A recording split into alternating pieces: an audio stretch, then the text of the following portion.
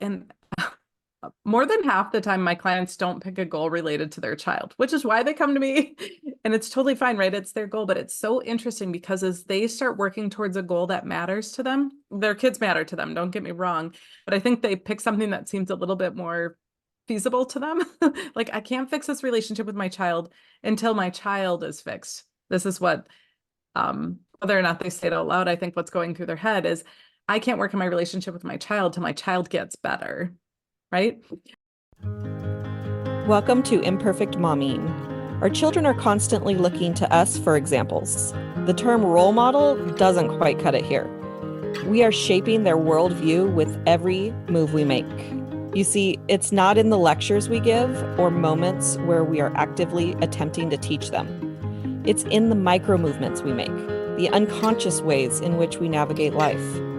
We are constantly teaching our children how to show up for themselves, their friends, their future partners, and even their future children. So what can we do to ensure we are raising thoughtful, compassionate, self-aware human beings? We have to become them ourselves. No one is perfect, but we can still all be better, and it starts with self-healing. Let's get to it.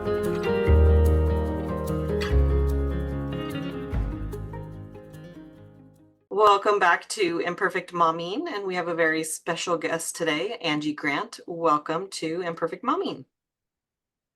Hi, thank you so much for having me here. I'm so excited to chat with you today. The first thing that popped into my mind when I said Angie Grandt was, it reminded me of Amy Grant, who was my favorite singer when I was a kid. Totally different spelling, but it still made me remember. No relation. So tell us who you are and what you do. Yeah, so I am the adoption coach, and people often have questions when I tell them that. So I do not help families get adoptions or start that process. What I really do help families do, though, is after families have adopted, if they notice that they're struggling to connect with their child, if they're struggling with behaviors, and sometimes this can happen pretty quickly, or sometimes, it's a little bit farther down the road, that's where I really help families. I have extensive training and background in behaviors, but also in trauma and attachment. And I'm also an adoptive parent who really, really struggled. And I didn't know how I was missing the mark because I was doing all the things. And so I've done a lot of self-reflection. I hired a mindset coach, and now I do that for other families. I am a mindset coach and help adoptive families really shift how they're showing up for their kids. I really love that. And I'm glad for the clarification because my mind went straight for like helping people get, children to adopt, because I know that that's not an easy process either, despite how many children are out there in need of loving families and how many loving families there are wanting children. But I love that you do what you do because like you said, that I just imagine the trauma of, those formative days and years where they're not getting the attachment that they need and how that can create problems. So what would you say is the number of, like, a percentage wise of parents that struggle to connect with the baby that they've adopted? Or maybe even the Oh child? man, I don't know if I would I don't know if I would have a percentage to put my finger on because, you know, our kids are all unique and as parents we're all unique. But what I do know and something that I've been sharing as I go out and podcasts or I just launched my own podcast, but something that I think is important as people are even exploring the idea of adoption is trauma. And I think that that's hard for some people to hear because they think, I hear so many stories from families where they're like, but we had the most perfect situation, right? Like, this was a situation with the birth mother and we adopted our baby right from the hospital, but we can't ignore the fact that this baby was, in a womb for 9 months and heard their mother and felt their mother's hormones and their mother's energy. And then that changed. And even in the most loving of circumstances, we, research shows us and story after story shows us that it can be really hard. And so my hope is that by, like coming here to talk with you, and just helping families, that I can help parents understand that so they go into the adoptive relationship prepared. Not, I don't want to scare anybody away, because adoption's beautiful and needed so much.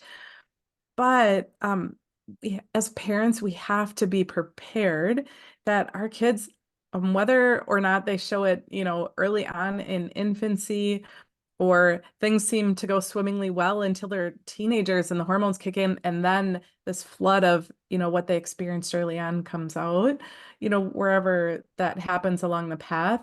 I just feel so strongly that adoption is trauma. And so having tools to help us as parents show up differently is just, I think a mindset coach for adoptive parents should be mandatory, if you ask me. I mean, I agree, and I don't know if you heard me mention on any of my podcasts in the past, but I've been a surrogate 4 times with 5 babies, and I'm just thinking while you're talking about, like, it never dawned on me, that the baby's feeling my energy and Yeah. and whatnot, and then going to the mom and or dad, and how that can be trauma, and that's in a Yeah. planned situation. Yeah, yeah. And it's hard, like I know that that can be a little jolting for some people to hear, but right, even in that situation that you described, it was a huge life change for that little guy, even in the best of circumstances. And again, like I don't want to sway anybody away from doing these things, because what a beautiful gift to give to a family who needed it. But helping parents be prepared and not scared, but prepared and ready and excited with the right tools. That's my mission. Yeah, no, I love that. So what's it in an ideal situation? They hire you immediately. What what's like the first thing that you would do with a newly adopted child and parent? Yeah, that's so funny. People will say, well, will you work with, like newly adoptive parents or even pre-adoptive parents during that process? And I always say, absolutely, but they don't realize that they need me. Because, when you go through that process, whether it's through surrogacy or adoption, when you are in that frame of mind of like, I'm so excited to have this beautiful baby in my home, and you read all the parenting things to just parent a child, but you're not thinking, oh, this is probably going to be really hard. My child might show some signs of attachment difficulties or trauma. We don't think that way. We want to think, oh, but our situation is going to be better. Um, and so if in an ideal world, if I were to work with parents early on, I would honestly do the same thing that I do with post-adoptive parents. It is hard sometimes, because when parents come to me, they're really at the end of their rope. And I would say that a fair handful of them are considering reversing their adoption or relinquishing, which is hard, right? But so when I work with my clients, it's two parts. So one is I curated a series of lessons that I go through with them that are specifically designed to help them shift their mindset and to shift the way that they're thinking, so that they don't become victim to whatever might show up in their home, whether it's dealing with parenting issues with their spouse where they can't seem to be on the same page, or their child's displaying behaviors that are unsettling. The mindset tools are designed to help them shift the way that they're thinking, which will shift the way that they're feeling and shift the way that they're really showing up in all of their important relationships. But of course, my focus is on their parent-child relationship. I also then weave in there some really specific attachment building strategies, and such a unique trauma lens that I put on all of it, right? As I'm teaching them these mindset tools, I'm also weaving in ways to respond to their child, given that their child has experienced trauma. And so that's half of it. And then the other half is coaching. So they come to me to say like, "Ah, this came up and, what do I do about that?" So then I use mindset coaching tools to help them work through what happened. And then it starts to even more so shift the way that they're thinking and the way that they're being with their family. I think I'm like you said, if in a perfect world they would come to you immediately and not at the point where they're, contemplating reversing the adoption, but I just like the mindset of for parenting in general is something Mhm. that we need to rethink about. And even this word trauma, you mentioned, you don't want to scare people. We all experience trauma throughout our childhood in one way, shape, or form. There's, these micro traumas that little here and there that turn into these big traumas versus, and then there's the macro traumas. I think I got that right. I always get macro and micro mixed up, but we all experience trauma. And so take the Yeah. scariness out of the word trauma and just replace that scariness with compassion that everybody is dealing Yeah. with something, especially these new humans that are coming into our lives, whether through our own body or through someone else's. Yeah. Yeah, and I love how you worded that, to replace that, the fear of trauma with compassion. And I would even add on to that, replace it with empowerment.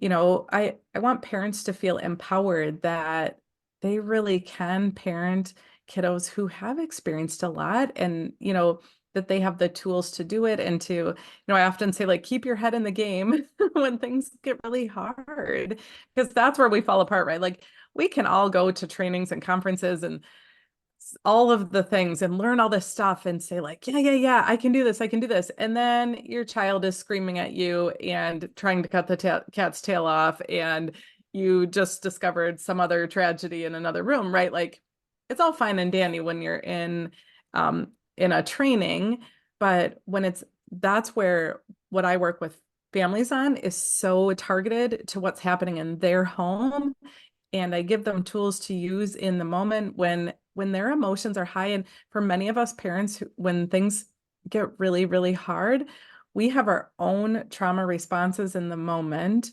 Our adrenaline kicks in, and even like using that frontal lobe where we're thinking and making good decisions goes out the door. And I know that's what happened for me. I went into parenting my son with so much training, experience, behavior management, that like I could talk about behavior management in my sleep. So I felt super prepared, and we went through extensive training to become foster parents. I knew so much about trauma, so much about attachment. And for our son was 5 when we adopted him, and behaviors happened pretty much right away. But for the first, I would say probably 2 years, I was really good at keeping my cool and responding the way that I wanted to. But over time, it really wore on me, and I quickly went from being this like confident, empowered parent to feeling like a victim in my own home to his behaviors. And he was 7, but I was afraid of him. I was afraid for him. I was afraid for what other things might happen in our home because of his behaviors. And I didn't know how to shift the way that I was thinking about what was happening. I didn't know how to shift the way that I was showing up for him. And so things got really tricky and bad, really bad actually. So, that's where I really have learned what I need to learn so I can help parents in those tricky moments to shift their thinking so that they don't get stuck in that hamster wheel of feeling like a victim and not knowing what to do. I remember even in my own parenting, just going through a divorce and not having any tools emotionally or parenting tools or anything, and just feeling completely like lost, and then even asking the question like, what's wrong with this kid? Yeah. Because not understanding that what he was doing was age appropriate. And a lot of what he was doing was responding to my emotional states, because I was in the pit of Yep. despair, as I like to call it. Um, and I went down a rabbit hole of like, what's wrong with this kid? And when you ask that kind of question repeatedly, you're going to find an answer to that question. Oh And yeah. I ended up with a diagnosis for him, and at the same time, as I got better emotionally, so did he. Now he was in services, and I talk about him being on the spectrum and everything. Like, I'm not saying that the services he went through weren't helpful, because I know that they were, but I also saw a huge correlation between like the better I got, the better he got too. And it's a correlation that's really hard to ignore. Yeah. Yeah. Yeah, it's so powerful. Every client that I work with, I mean, like I said, they really do come to me when they're desperate. And they're so far, they're all saying, like, I've tried everything. Nothing works. I've exhausted my options and myself, my energy. They're just spent. And oftentimes, I have them we work through this process to create a goal. And more than half the time, my clients don't pick a goal related to their child, which is why they come to me. And it's totally fine, right? It's their goal, but it's so interesting because as they start working towards a goal that matters to them, their kids matter to them, don't get me wrong. But I think they pick something that seems a little bit more feasible to them. Like, I can't fix this relationship with my child until my child is fixed. This is what, whether or not they say it out loud, I think what's going through their head is, I can't work on my relationship with my child till my child gets better, right? But what ends up happening every time is they work on a goal, which then boosts their mood. It elevates their energy, and they just start showing up differently in all aspects of their life.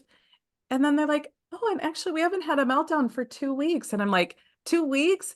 It was like a daily thing before. It's so fascinating how impactful we are to our kids, and how when we know what to do about it, it's just wild the impact it has on our kids, especially our kids with trauma and attachment difficulties. So say a little more about the goals that they set, because you said that they don't set goals related to the child's, but it improves like, Sometimes, I what mean, are some of the goals that they're setting? Like, I'm curious. yeah. So the way that I help my clients with goals is I actually it's kind of a process, but I have them actually set a goal that seems unattainable, like they can't reach it. So it's something that's a little bit out there, that because the purpose of writing a goal, creating a goal with my clients is, if the goal is something they could do, like lose 30 pounds, right? Well, if they could do that, they know how to do that, right? It's having a motivation behind it versus like, um, I don't know, like, I have a client who picked a sibling, right? They didn't necessarily pick the child that they're struggling with, but they picked a sibling and said, I really want to build my relationship with the sibling, because honestly, all of my time has been on the child that I'm struggling with. All of my energy is going to that child. So that it's not that my relationship is um, wrong or bad with my other child, but it's not going the way I want it to, and it's not great, right? But right now they don't see that it's doable because all of their energy goes to the child they're struggling with. So they write this goal that seems a little bit unattainable, and so then they're going through steps with me to work towards that goal, to achieve that goal. But you can't, you like, we're not compartmentalized humans, right? If you're showing up differently for your one child, well, your energy is going to be different for the other one too. And so that's what I notice is, sometimes they pick, like, I have one that's working on a goal with her spouse right now. I have another one that's working on a goal with their other child. I have one that's actually working on some financially related things because she's feeling really stuck in just life in general. And so she wrote a goal about working on one of a creative hobby that she loves and working on making money towards that. And the energy that comes from that and she describes how it's very zen for her, what she's doing. So she's working on calming herself and being in a better space, which means she's showing up differently for her kiddo. Mm. So it is so interesting. Yeah, that is really interesting. And just in reflection, I was working on a work goal, and I've noticed over the past 12 years that but specifically the last 8 years when I really got into 7 or 8 years when I really got into personal development, like that the better person that I became, the better parent that I became. And Mhm. Oh yeah. hence the foundation of this podcast. Yeah. Yeah. Yeah, we're holistic humans, and so as we're working towards a goal in one area of our life, it inevitably will have this ripple effect on the other areas of our life. Yeah. Is there a And on piece the of flip side too, oh, go ahead. oh, I was just going to say on the flip side too, when we are struggling with one of our most important relationships in our life, I think about as an adoptive parent, or I think, now it's so strong in my heart now about the surrogacy, but in those situations, you I sometimes joke, but you can't accidentally become an adoptive parent. You can't accidentally become a parent who has a surrogate child, right? It's not, or even to be a surrogate. None of that's accidental. You go through such an emotional roller coaster, so many like caseworkers and meetings and sometimes lawyers and all of the things that come with it. It is emotionally, mentally grueling to get to the point of bringing a child into your home that you didn't just naturally conceive. And I'm not saying that natural conception is always easy either, but I am talking mostly to adoptive parents, so you go through all of that. And, I always say, like, we make this promise to this kiddo that I'm going to give you a safe, loving home. And again, I know we do that for our biological kids also, but it's just at this other level when it comes to adoption. And so we go through all of that. And then we have this child who is oftentimes telling us they hate us. They're trying, they're pushing us away, not trying. It's part of, kind of what they've been through and how their brain's wired. But it it becomes so hard. And then as parents, we're just so hard on ourselves. And, so it is such an important relationship, the one that we have with our adopted kiddos. It oftentimes becomes our hardest relationship. And it inevitably trickles into our relationship with our spouse, our relationship with other kids. It trickles into work. Oftentimes when I meet with new potential clients, I ask them, like, how do you feel like you're fulfilling your purpose in life?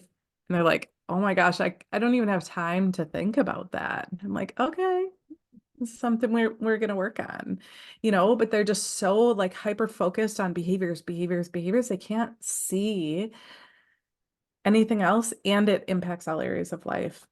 Yeah. So yeah.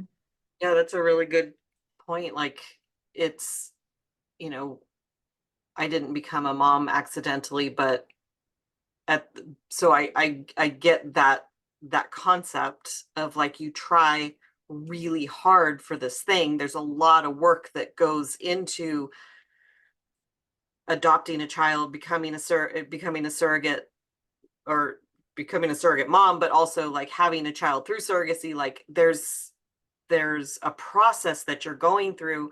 And I don't, I said this earlier on a podcast, like, I don't care who you are, consciously or subconsciously, you have an idea of what it's going to be like to be a parent. Mhm. And your idea, it's very similar to tell God your plan if you want to make him laugh. Like it's this, we have this idealized thought of Mhm. like this really like, I'm struggling for the words, but romanticized version of what Yeah. parenting is going to be like. Yeah. Reality cannot compete with, like, I'll often say to clients, like, if you have your whole day planned out your day is not going to survive, your plan is not going to survive collision with another human. And that's this parenting journey. Like, we have a plan. It's not going to survive collision with the child that we're envisioning this relationship with. Reality sets in and it really kicks us in the teeth. Yeah. And we don't know where to go from there. Yeah. Yeah, absolutely. So this is a good time for, is there a piece of advice that you want to give our parents listening? I mean, my easy piece of advice is hire a coach. I mean, if I'm being honest, I feel like every parent needs a coach no matter your situation because we we can't see the end of our own nose, right? Like we can't see like where we're getting stuck. We can't see where there's a different possibility or a different route, even if we're a really flexible thinker. Like I think I'm a super flexible thinker and I look at a challenge, even with my son when it was so hard, I could look at that challenge in 10 different ways and I was still stuck. And some parents are more kind of black and white thinkers, and that's, we're all so unique. But if I were to give like my most honest advice, it would be hire a coach. I feel like every parent needs a coach. We'll all be better parents if we all had one. And one that is unique to your challenges and what you're going through and really understands, because different parenting situations are different. But if I had something super practical for you to take away as maybe a piece of advice, um, so let me think about that. So one thing that I often share in I do some live workshops. I'm here in Wisconsin, and one of the things, kind of like a takeaway strategy that I tend to share is actually two questions for yourself. Is one, if you're feeling frustrated, annoyed, overwhelmed, whatever that kind of negative end of the spectrum feeling is that you're having, ask yourself, what am I making this mean? Mm. So if your child says, I hate you, mom, and you're like, you're heartbroken, you're whatever, ask yourself, what am I making this mean? Right? Does it mean that your child hates you for the rest of your life forever and you're the worst mom? Probably not. So that's a question to ask yourself when you're frustrated. And then on the flip side, when your child is struggling, ask yourself this question, what does my child need from me right now? Yeah. And I often tell my clients that they don't need you to tell them what they did wrong. They don't need you to, give them this laundry list of all the other things they should have done differently. They don't need a lecture. They probably don't need a consequence, and probably some people might disagree with that. They probably need you to listen or be there for them, be compassionate.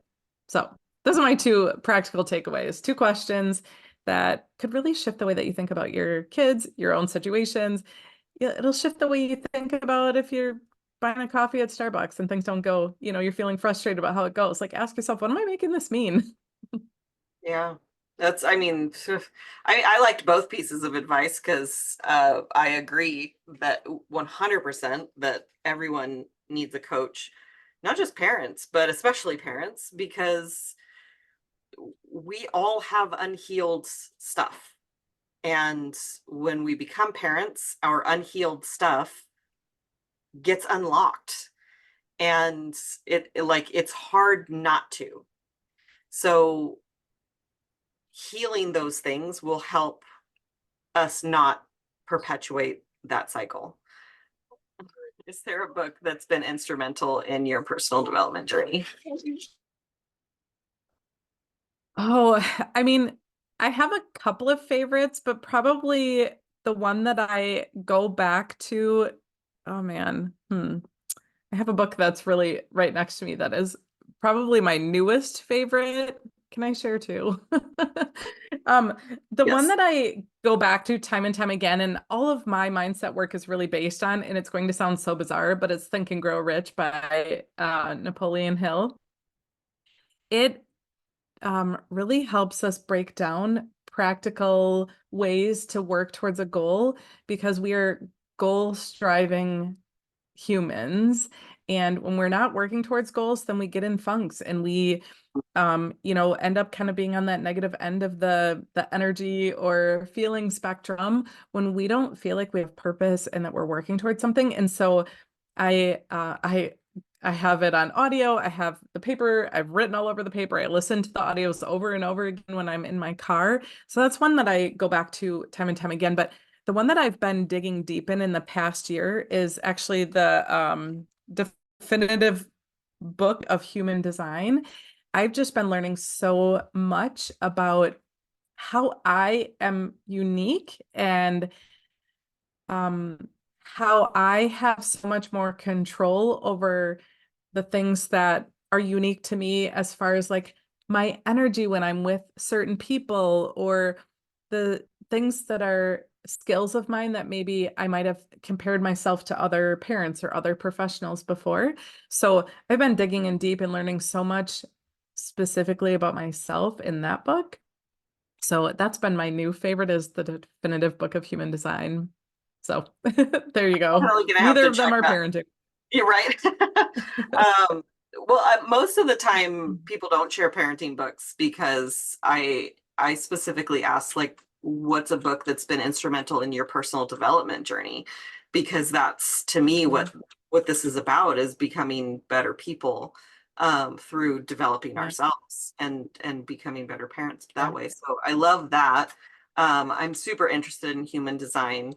And so that's both of those books are going to go on my list because I do have Think and Grow Rich. And I've had it for a long time, but I've never listened to it. And been thinking about the human design. So I'll probably grab that book as well. So where can our listeners find you? So, well, a couple of places. One, I just launched my podcast last week. So super excited about that. It's called Sometimes Love Isn't Enough. And it's all about that, right? Like sometimes love isn't enough. Sometimes we need really practical tools as parents. So check it out. There's only a couple of episodes out, but I would love reviews and all that fun stuff. And then to find out more about me, of course, my links are in my show notes and they'll be in yours, but Connected Parents with Angie is my business name. So that's my website, connectedparentswithangie.com. That's my Instagram handle. I have a group and a page on Facebook. So that's the easiest way to find me is Connected Parents with Angie. Perfect. I love that. Well, thank you so much for the niche that you found and for the need that you are filling in the world, and for everything that you've shared on the podcast is amazing. And congratulations again on launching your own podcast. I remember how exciting that was. Thank you. I'm just so grateful for hanging out here with you and just getting to hopefully increase a little bit of awareness about adoption and trauma and, hopefully, help some parents gain some tools to help them be successful on their path. Love that. And there will be another episode of Imperfect Momming for you all coming next week. And until we meet again, keep healing. Bye, guys. Thank you for tuning in to Imperfect Momming. It's time for us to step up and realize that our power is not in trying to shape our children. Our power lies in shaping ourselves into the people we want our children to model themselves after. Don't just do it for your kids. Do it for yourself. When you become a more self-aware, compassionate, and confident person, you and everyone around you benefit. For more information about me and my work, visit AliciaLyons.com. That's ALYSIALYONS.com. See you next time.